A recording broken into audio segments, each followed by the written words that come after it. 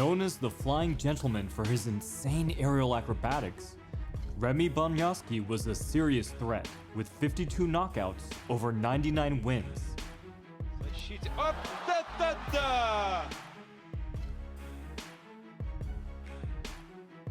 The refined but explosive kickboxer also took 3 K1 World Grand Prix championships. Born in Sudan and raised in the Netherlands, Bonjasky was a nightmare in the ring thanks to his excellent timing, dexterity, and rock-solid defense. Bonjasky had an insane career. Not only did he fight legends like Ernesto Hoost, he also KO'd a 500-pound pro sumo wrestler, Akabono.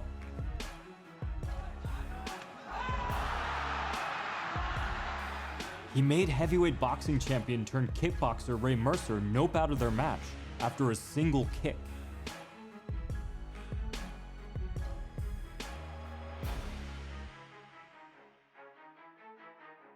He so infuriated Bob Sapp with a first-round knockdown that Sapp took him down and tried to do ground and pound, earning himself a disqualification. And then, the exact same scenario happened with Badr Hari.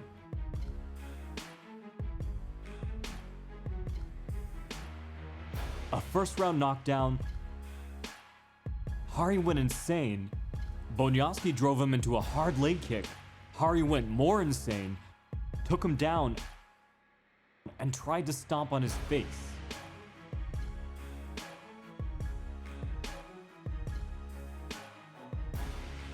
And I think a lot of this has to do with the way that Bonjasky knocked them down.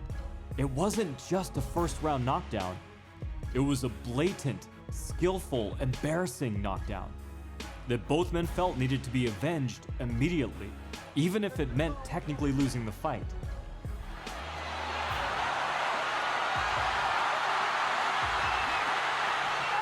But he wasn't intending disrespect. This was how he fought all the time. Mixing in dialed-in, tried-and-true tactics with absolutely insane moves, launching flying attacks seemingly out of nowhere. But how did he pull this off, especially against world-class opposition? They should have been able to see Bonjasky's flying attacks from a mile away. So why didn't they? Because Bonjasky regularly astounded opponents by seamlessly blending these crazy techniques into more fundamental combinations and footwork. The primary way he blended these attacks into his footwork was by utilizing the pendulum step, a technique that moves the front foot forward and back. The forward steps could hide deep lunges into range, since opponents only expected a small step. With the backward steps, he could blend in switch kicks or slide back roundhouses. The pendulum step is nothing new. Every pound-per-pound boxer on the top 10 list uses it today. But Bonjasky was a little different, launching into flying knees and jumping roundhouses as if they were commonplace, common-sense combo progressions.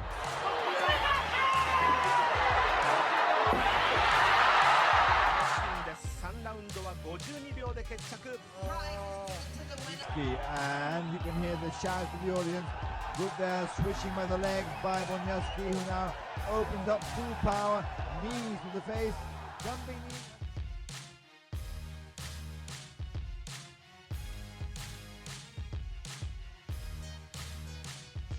This could only come from relentless drilling.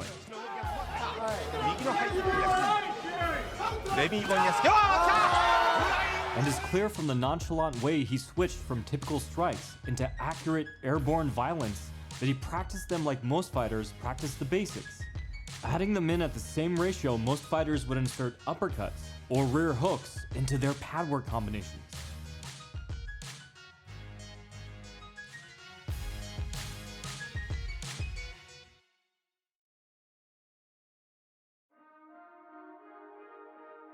And he wasn't limited to his favorite setups at long range. He could crash mid-air attacks into opponents while he was retreating.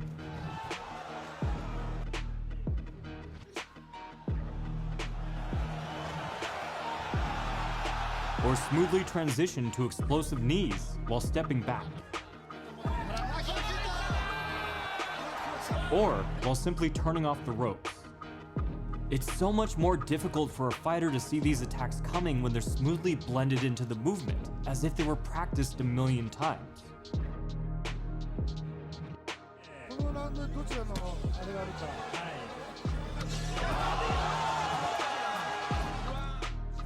レミー・ボンヤスキー、9月の開幕戦に向けて完全にシュート包囲網は。 Carry on. Once again, there's much of pain in the leading on the front leg of Italy, and that's it. Bonjasky could even land jumping head knees from the clinch. Shuffling to the side for a small angle adjustment, he could shut off opponents by whipping his knee around their guard.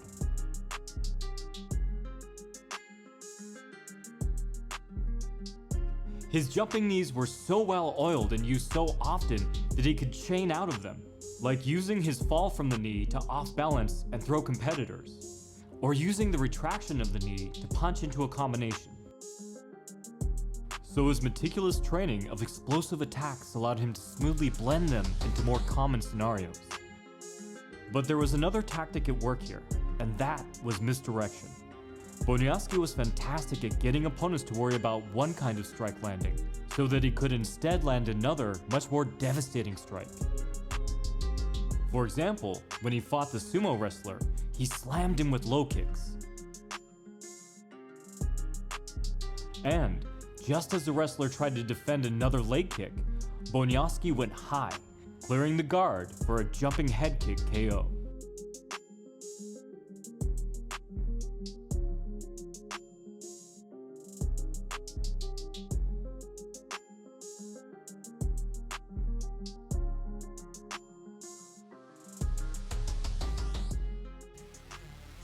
In his rematch against the great kickboxer Liko, he used the same tactic.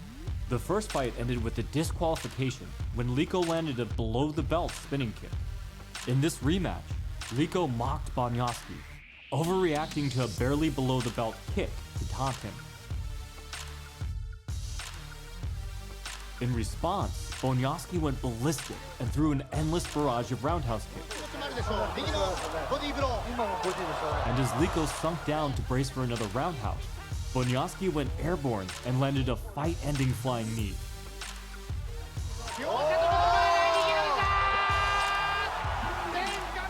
Since we're talking about him, there's one more thing I'd like to address, and that's his incredibly strange swatting left hook.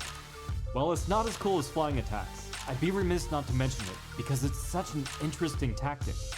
Instead of coming across or any kind of usual hook form, he lifts it straight up before pawing down.